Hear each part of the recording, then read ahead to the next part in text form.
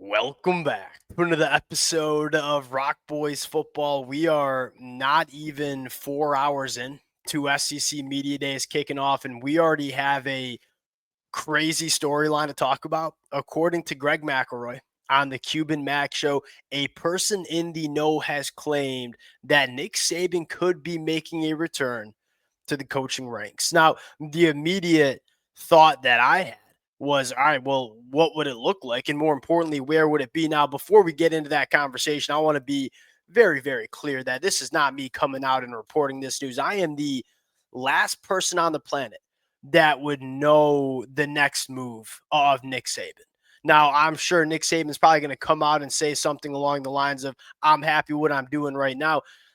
There's probably I don't say probably. There could be some legs to this storyline, and what it would start with is this: although Nick Saban is currently 73 years old, if he were to return to head coaching in the 2026 season, he'd be a 74-year-old man.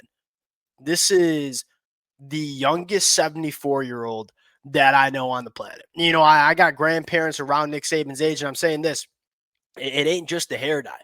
This is a sharp individual that if he returns to coaching in 2026, I'd have no doubt in my mind that he would be very, very good for the next 5 years. Now, is it going to happen? I personally would be surprised. I think Nick Saban left college football head coaching because of all the changes that we've seen in the sport, of which we've seen a lot, including transfer portal, NIL over the last 5 years.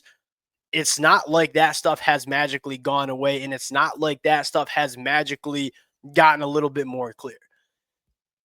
We are still in the Wild West. And if I saw a pathway for Nick Saban returning, I would think there'd be some more clarity and guardrails in the sport before Nick Saban would consider coming back to the sport. But hey, I ain't Nick Saban. I'm far from it.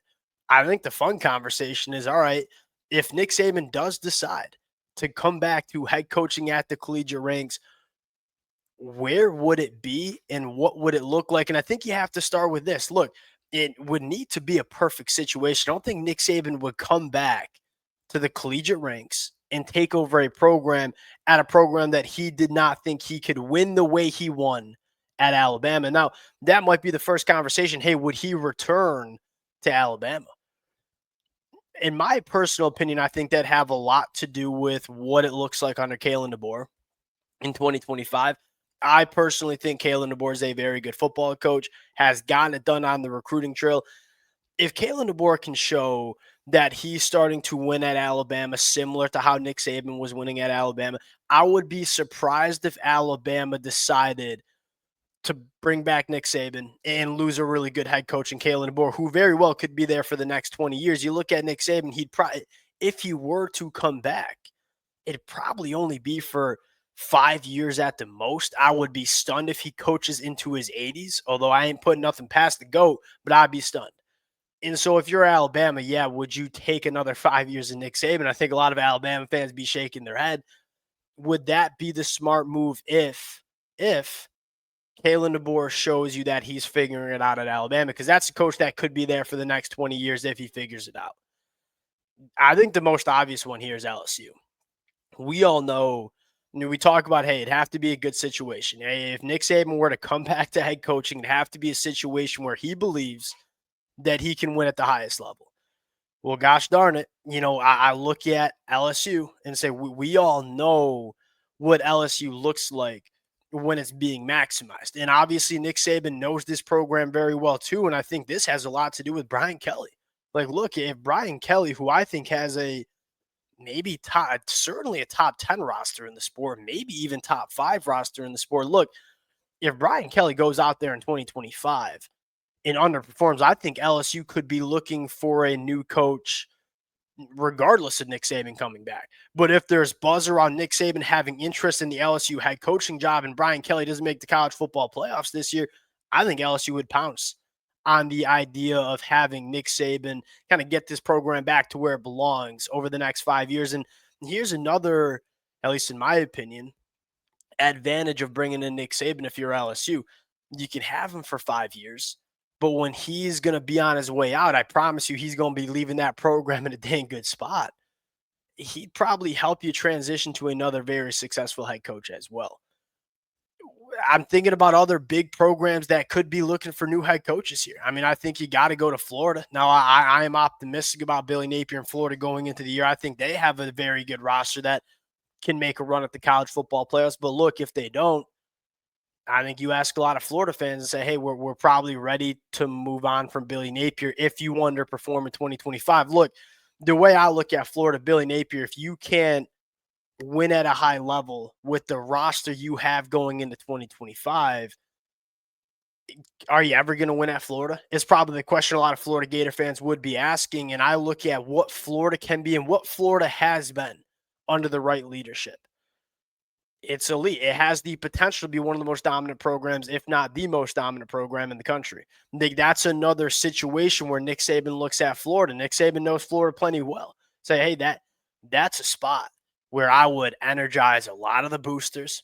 I'd energize a lot of the fan base. I get to recruit in the state of Florida, especially when you look at the landscape of the other Florida schools, right? And especially a program like Florida State that seems to be maybe not having a ton of traction. Nick Saban comes into the state of Florida, and I promise you, he would dominate in the state on the recruiting trail, and he'd win a lot of football games at Florida.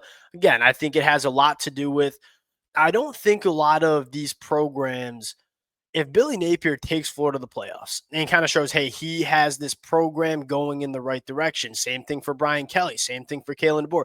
I don't know if these programs will want to pivot to Nick Saban only for 5 years. If you have a good thing going, that could be a good thing for the next 10 years. Do you want to rock the boat?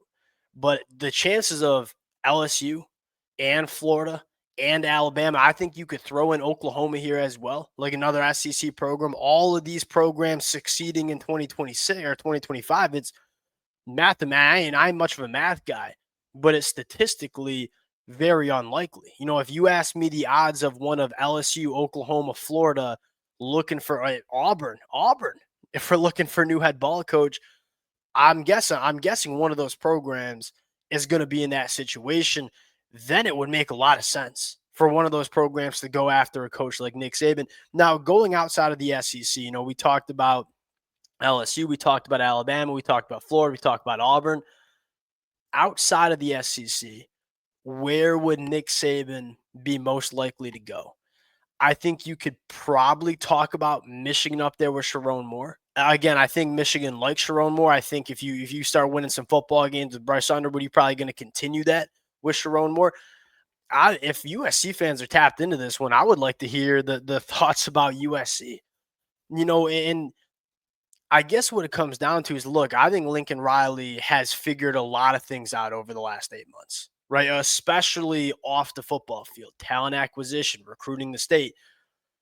If it doesn't come together on the football field, I think in a lot of different realities, USC would be patient with Lincoln Riley because the other things have been figured out. But if you have the opportunity, this is where it's like a lot of these programs, if they're on the fence of whether to retain their head coach or move on, this would push them over the ledge. Like if Nick Saban became a free agent, if you're USC and say, hey, we'd have a shot to land Nick Saban, I think there's a lot of programs that would maybe entertain the fact of taking Nick Saban on for the next 5 years.